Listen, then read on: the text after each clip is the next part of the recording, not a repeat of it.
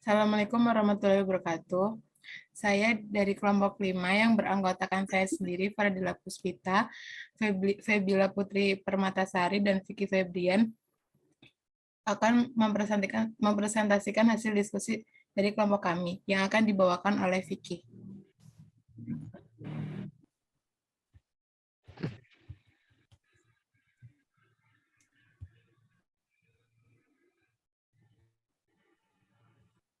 Langsung ini.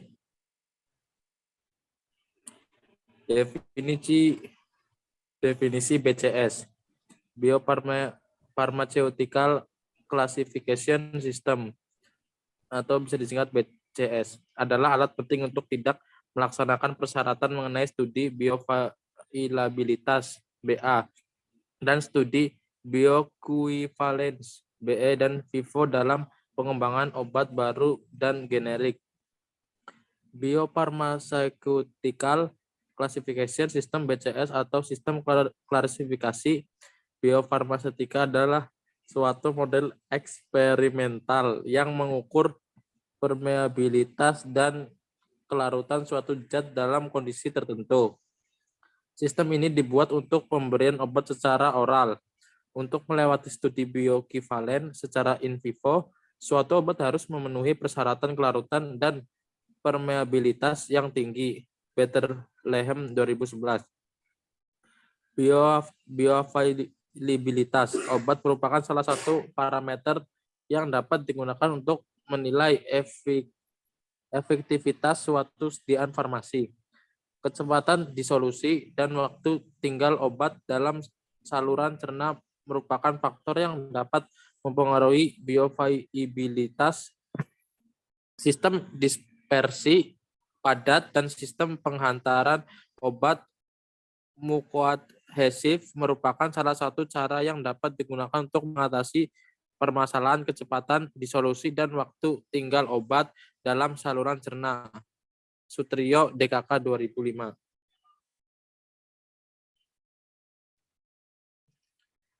Tujuan dan konsep dasar BCS.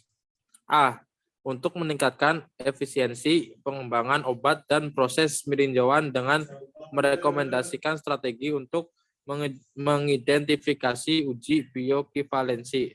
B. Untuk merekomendasikan kelas pelepasan cepat dari bentuk sediaan padat oral yang secara bioequivalensi dapat dinilai berdasarkan uji disolusi in vitro. C. Untuk merekomendasikan suatu metode untuk klasifikasi yang sesuai dengan disolusi bentuk sediaan dengan karakteristik kelarutan dan permeabilitas produk obat. Klasifikasi BCS. A. Kelas 1. Permeabilitas tinggi, kelarutan tinggi. Misalnya metoprolol, ditiazem, verapamil, propranolol. Obat kelas 1 menunjukkan penyerapan yang tinggi dan disolusi yang tinggi. Senyawa ini umumnya sangat baik diserap. Senyawa kelas 1 diformulasikan sebagai produk dengan pelepasan segera.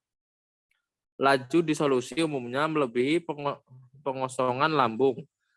Oleh karena itu, hampir 100% penyerapan dapat diharapkan jika setidaknya 85% dari produk larut dalam 30 menit dalam pengujian disolusi in vitro dalam berbagai nilai pH. Oleh karena itu, data bioequivalensi in vivo tidak diperlukan untuk menjamin perbandingan produk. Wagi, DKK 2010. Yang B, kelas 2. Permeabilitas tinggi, kelarutan rendah. Misalnya phenytoin, danazol, ketoconazole, asam fenamate, nifedipine. Obat kelas 2 memiliki daya serap yang tinggi, tetapi laju disolusi rendah. Dalam disolusi obat secara in vivo, maka tingkat penyerapan terbatas kecuali dalam jumlah dosis yang sangat tinggi. Penyerapan obat untuk kelas 2 biasanya lebih lambat daripada kelas 1 dan terjadi selama jangka waktu yang lama. Korelasi in vitro in vivo biasanya diterima untuk obat kelas 1 dan kelas 2. Bioavailabilitas produk ini dibatasi oleh tingkat pelarutnya.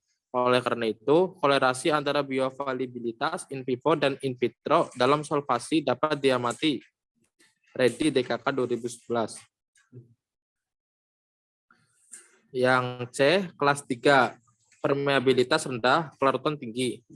Misalnya, simetidin, akliolofir, neomycin B, captopril.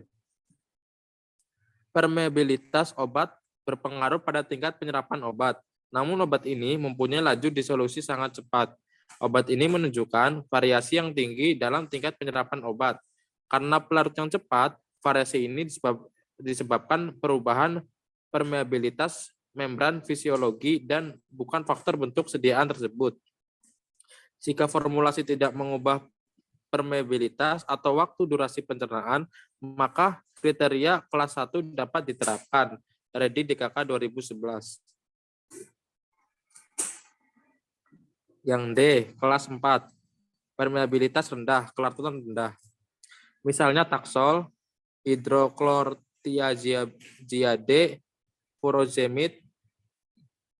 Senyawa ini memiliki bioavailabilitas yang buruk. Biasanya mereka tidak diserap dengan baik dalam mukosa usus. Senyawa ini tidak hanya sulit untuk terdisolusi, tetapi sesekali didisolusi, sering menunjukkan permeabilitas yang terbatas di mukosa GL. Obat ini cenderung sangat sulit untuk diformulasikan. Wagi DKK 2010. Oke, terima kasih. Sekian presentasi dari kelompok kami, kurang lebihnya mohon maaf. Assalamualaikum warahmatullahi wabarakatuh. Waalaikumsalam warahmatullahi wabarakatuh.